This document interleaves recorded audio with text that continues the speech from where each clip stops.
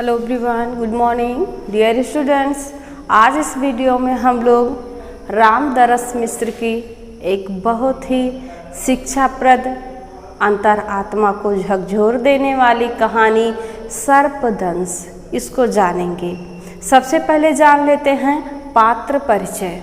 इस कहानी में भवानी बाबा, जो कि एक मांत्रिक है, मांत्रिक यानी झाड़ फूंक करने वाले, गोकुल इस कहानी का नायक कह दें तो कोई गलत नहीं होगा। इसी गोकुल के इर्द गिर्द पूरी कहानी घूमती है।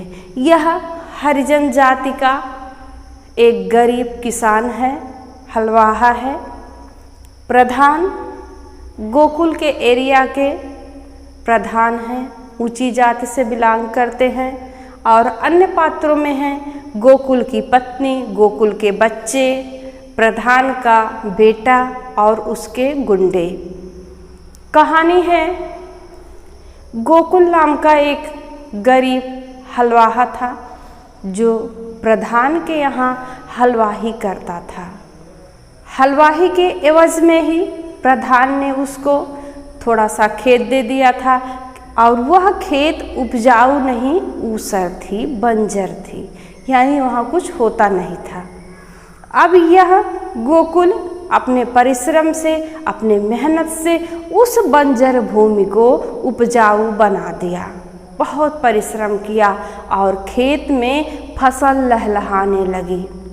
जब खेत में फसल लहलहाने लगी, तब प्रधान को लालच व्याप्त हो गया और तब उसने गोकुल से वह खेत ले लिया। भादों का समय था, भादो यानी बरसात का। उस समय गोकुल जैसे गरीब लोगों के पास कुछ काम नहीं होता, खाने के लिए भी बहुत दिक्कत होती है।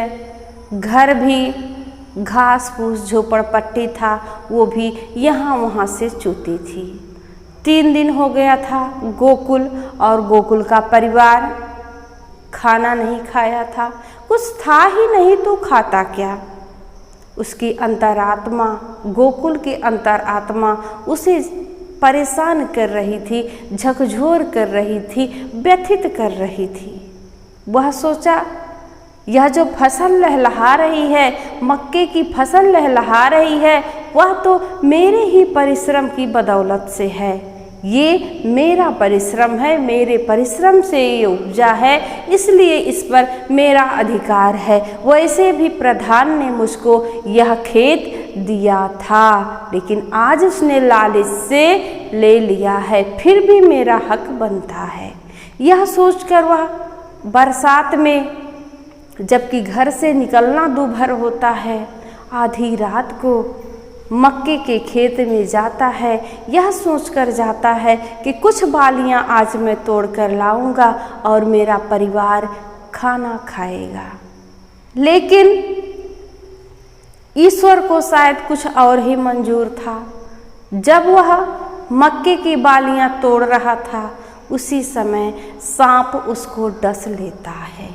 गोकुल को सांप डस लेता है, और जब उसको सांप ने डसा तो वह जाने के बजाय, वहाँ से भागकर कुछ इलाज कराने के बजाय वहीं मेड़ पर सो जाता है। क्यों सो जाता है? वह अपने इस जीवन से ऊब चुका था। उसको हर तरह से धोखा मिला था। वह अपने परिवार का भरण पोषण नहीं कर पा रहा था, इसलिए वह अपने जिंदगी को लानत समझ रहा था।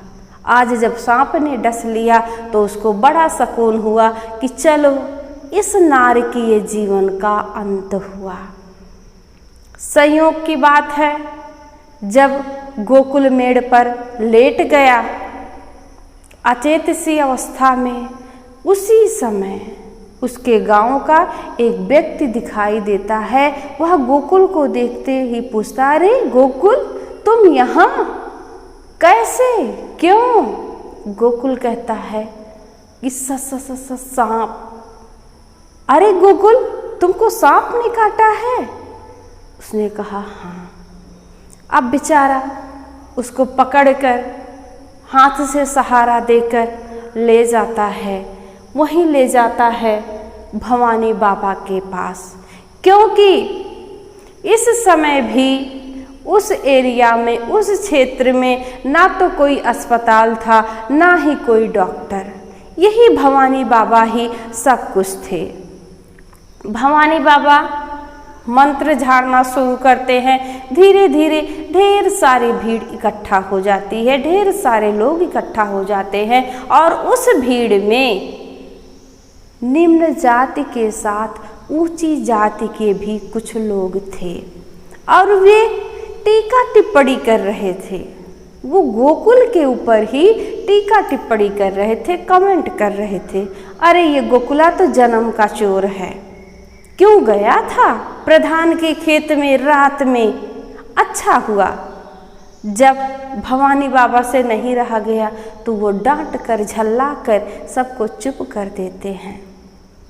चुप तो हो जाती है भीड़, लेकिन आंखों ही आंखों में व्यंग कटाक्ष दौड़ता रहता है। खैर भवानी बाबा अपने काम में लगे रहे। कुछ देर में गोकुल की पत्नी और बच्चे भी रोते दहाड़ते आ जाते हैं।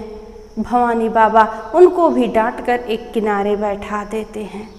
भवानी बाबा अपने काम में लगे हैं।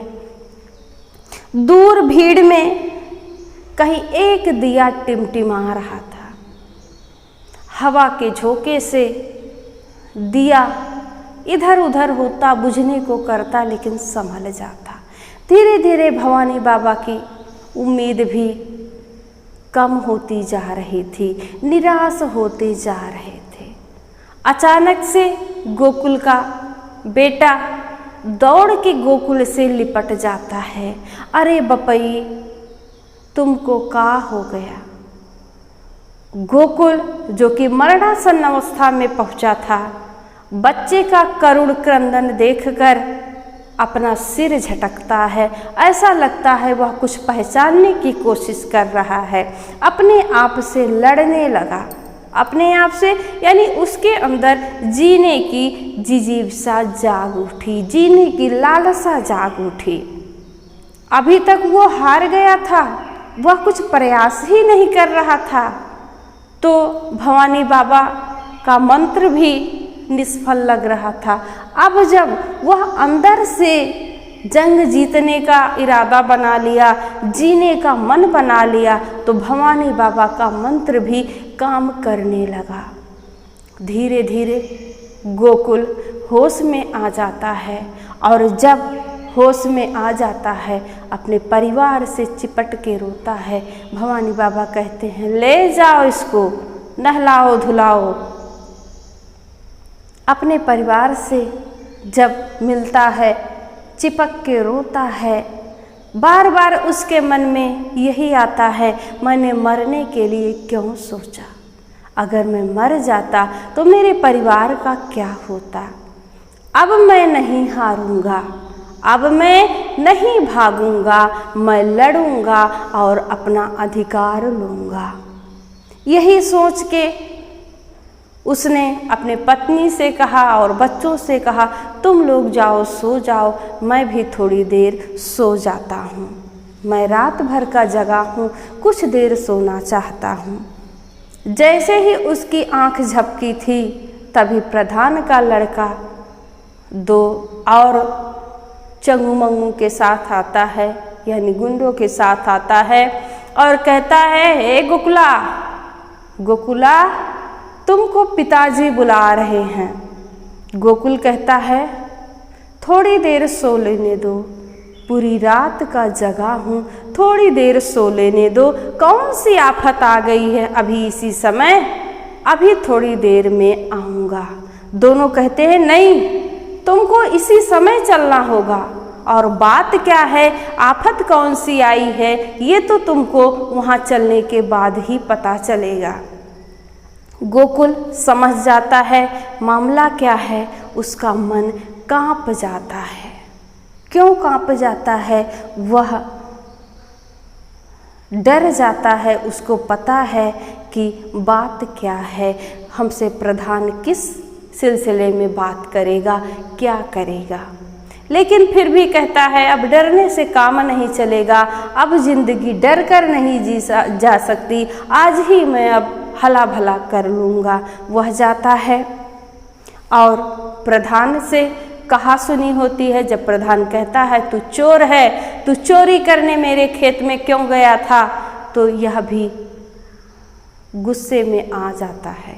कहता है मैंने चोरी नहीं की, फसल मेरी उगाई हुई थी इसलिए मैं तोड़ने गया था। खेत भले आपका है, खेत भले आपका है, लेकिन फसल मेरी है, क्योंकि इस फसल को मैंने अपने परिश्रम से उगाया है और यह खेत आपने मुझको हलवाही के एवज में दिया था। लेकिन प्रधान अकड़ में आ जाता है और उसको 2 थप्पड़ लगा देता है। जब वो उसको थप्पड़ लगा देता है, गोकुल भी आवेश में आ जाता, उसको झिटक देता है। झिटकते ही प्रधान अपने चंगू मंगुओं को आदेश देता है इसका काम खत्म कर दो। उसका बेटा उसके पेट में लात मारता है और एक गला मरोड़ देता है और एक उसकी बाहें मरोड़ देता है। कुछ देर के बाद उसको पकड़ के धक्का दे देते हैं। कहते हैं लोग कि लो इसका काम खत्म होगा। धीरे धीरे भीड़ आ जाती है और सभी लोग दुखी हैं। उसकी पत्नी, उसके बच्चे रो रहे हैं और तभी पता चलता है प्रधान के आदमी थाने में रपट लिखवाने जा रहे हैं कि गोकुल सांप काटने की वजह से मर गया। जब उसके बेटे को यह बात पता चलती है, वह लाश छोड़ के उठ जाता है और भाग कर जाता है। जब वह भागने लगता है तो माँ पूछती है बचवा कहाँ जा रहे हो। बेटा कहता है माँ मैं अपनी बिरादरी के और लोगों को बताने जा रहा हूँ, बुलाने जा रहा हूँ। अब हम लोगों को संगठित होकर, एक होकर इन सांपों से लड़ना होगा, तभी हम जी सकते हैं। तो इस कहानी से हमको यह सीख मिलती है कि हमें किसी का शोषण नहीं करना चाहिए। जब रामदरस जी ने इस कहानी को लिखा होगा, उस समय समाज में यह ऊंच नीच की भावना व्याप्त थी और गरीबों का, निम्न कास्ट के लोगों का शोषण किया जाता था। तो हमें इस कहानी से सीख लेना चाहिए कि हमें किसी का शोषण नहीं करना चाहिए। धन्यवाद।